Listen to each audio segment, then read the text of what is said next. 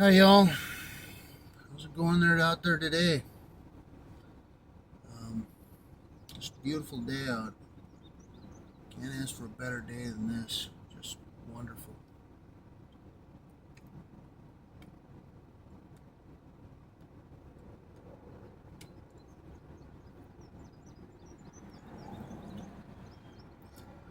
Good day to smoke a cigar and work on my tan.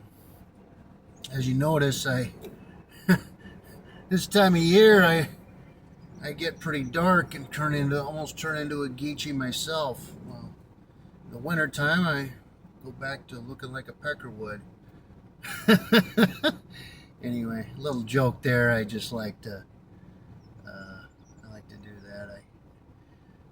I don't take life too seriously, even though even about the things that are pretty serious to be talked about. But anyway, I wanted to kind of share something as well. I just got done with church, looking at hearing a very good and convicting and compelling sermon about the mind and how we're as Christians, we're always at war with forces of darkness in this world, which belongs to the prince of this world, who is Satan. And as a Sigma male, which I believe Jesus Christ was while on earth, he did everything he did, not out of anger or emotion or vitriol, but out of love and empathy for his fellow man.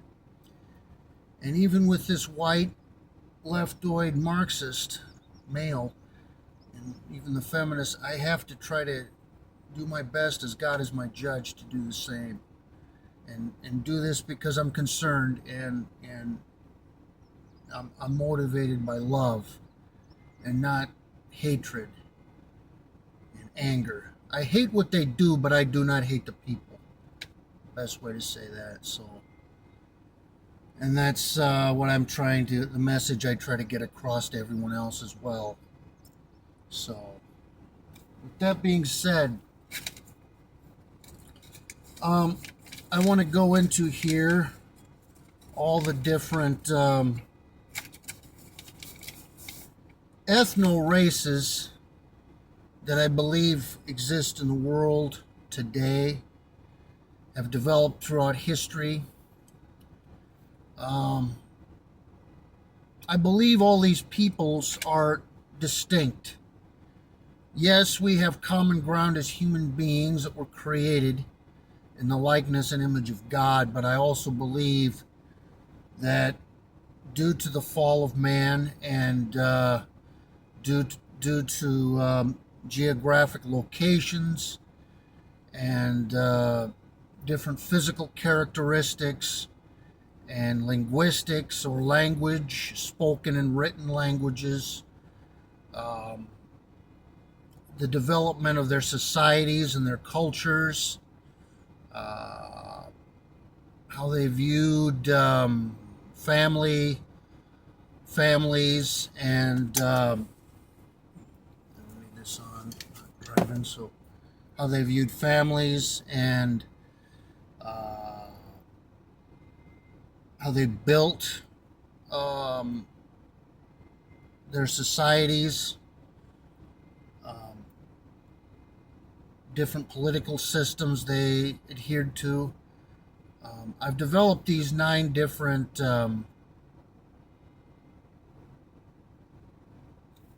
ethno races that I believe exist today that we should acknowledge and we should acknowledge and adhere to. Um, we've got number 1, the Europeans.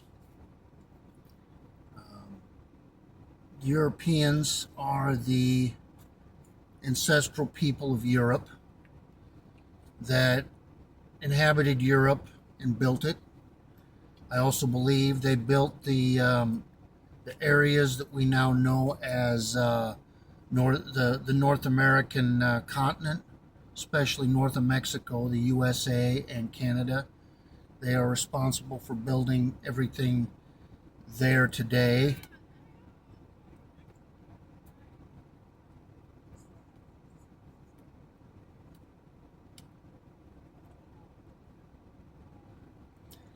And there's the North Europeans, the South Europeans, the Eastern and the Western Europeans,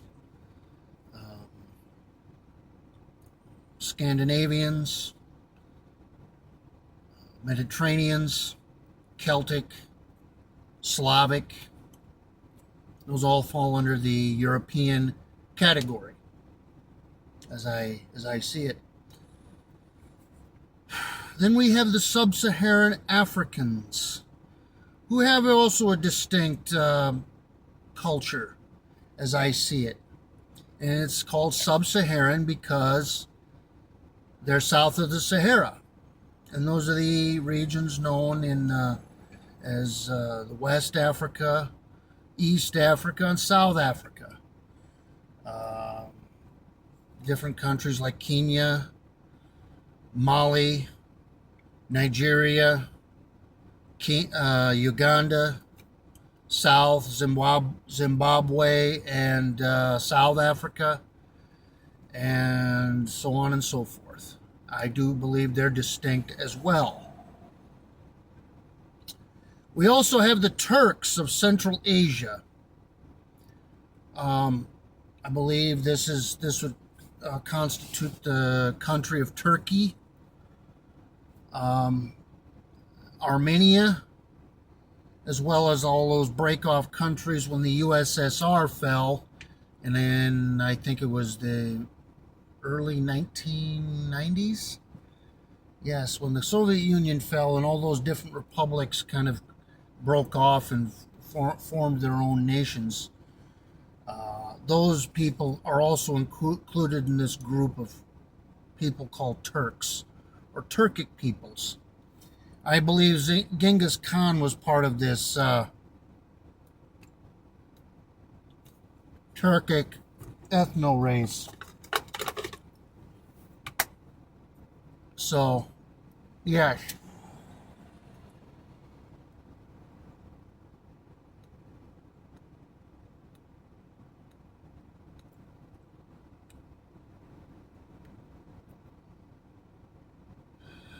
Hope this dang cigar can stay lit. So that's 3 so far I've mentioned. Proceeding on, then we have the South Asians. Now, the South Asians are, I believe, the people of Afghanistan, Bangladesh, Hindustan, India, as well as Pakistan. And they have their own distinct look, language, and civilization.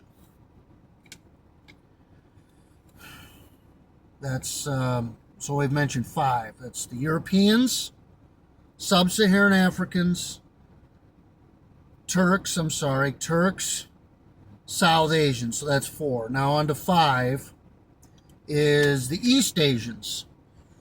The East Asians would be part of, well, what we know as Japan, the ancestral people of Japan, Korea, China, Vietnam, Indochina. Well, I think that's what Indochina was Vietnam, then it became Vietnam. Or was it Thailand? I'm not sure. But I'd say Thailand and Vietnam, Laos, Cambodia, they also too are part of this culture that I would call East Asia. So there's that as well. Then we got the Oceanics, or the Pacific Islanders. They're the conglomeration of peoples all in the Pacific Island region with these different island groups: Fiji, Papua New Guinea, the Philippine Islands, Guam, Hawaii is even part of that. Even though it's also part of the United States, it became part of the United States, but its own separate region. Now these peoples are kind of a little different. They're kind of some look more sub-Saharan African, some look almost more South Asian or East Asian. But I believe they're their own distinct group, as well at the same time. Because they've been there long enough and developed a distinct culture and heritage in these islands that they could be termed a ethno race. So I try to respect that.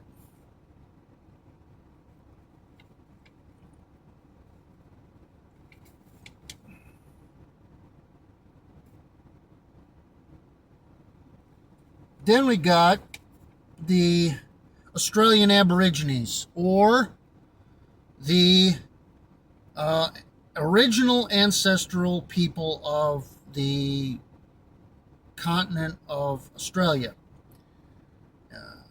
They have a very distinct look. They look almost a little sub-Saharan African, but they're remarkably different in their physical appearance, in their language, and in their culture. There's some similarities, but there's some distinct differences. And I think that these should be noted in looking at these people before they were colonized by the British and the Irish kind of slaves that came later.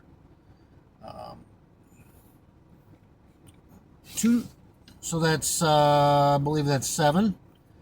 2 more are the indigenous Americans, or what I like to call the American Indians, who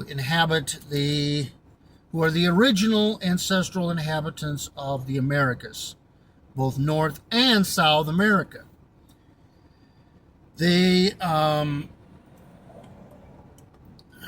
I include the Eskimo people in this. And of course I read a book. There's about like 560 some tribes north of Mexico.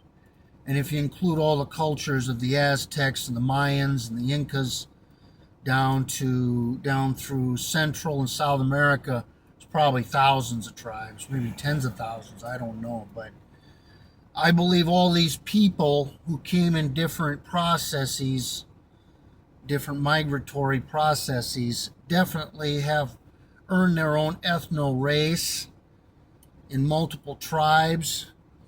And their look is different, but down through those different continents.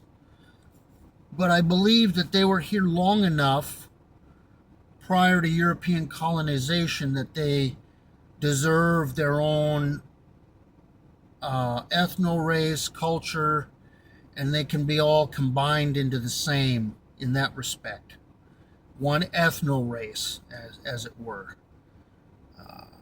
And there is a similarity in the way they look all through the different continents that should be noted. Then we got that's 8, I believe. Last but not least, 9 are the Middle Eastern peoples. These would be the Arabs and the Berbers, as well as the ancient Hebrews and the ancient Phoenicians. They kind of fall under this category. These are the people of North Africa, or Saharan Africa, I guess you could say, the Saharan part of Africa, as well as the people of Southwest Asia, in the area that we know as the Middle East. All the countries like Syria, Saudi Arabia, Palestine, Israel, if you want to call it that. I like to call it that. Israel, Palestine, that region. Lebanon, Iraq, Iran. All these people would fall under this category. And the big language, of course, would be Arabic, that's spoken throughout all that region. And the Kuwait, United Arab Emirates, they would be seen in this category of an ethno race as Middle Easterners. And the people of North Africa are mainly Berbers or Berbers mixed with Arab sometimes, but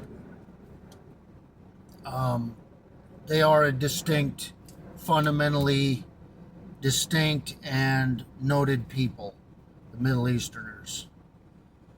And then and of course we got all the different mixing that's gone on, which kind of is maybe a result of, well, just migration and time and many other factors.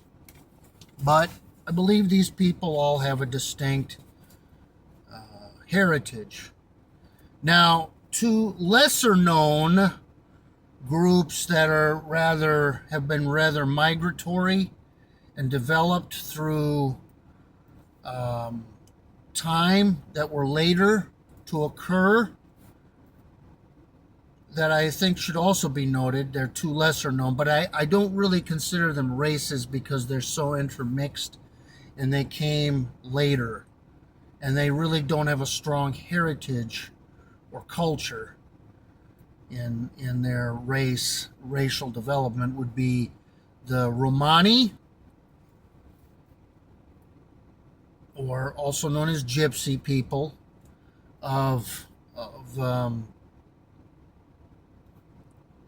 well, they started in the Middle East, actually South Asia, if you want to say it, we want to be real correct. They started off in the northwest part of India, but they've migrated all through different societies, cultures, mainly Europe and the Americas, as they were where they are now, although some are in the Middle East as well. Those are the Romani people or Gypsy people. And they kind of have adopted the languages and customs and cultures of the areas they've inhabited. Another one would be the people we know as the Ashkenazi Zionists, or the Khazarian peoples, also known as Jews, which they kind of, in a lot of ways, stole that heritage through adopting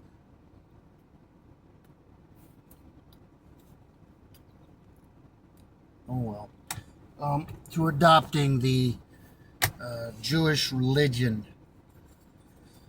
And yes, they have kind of had a profound influence on U.S. society.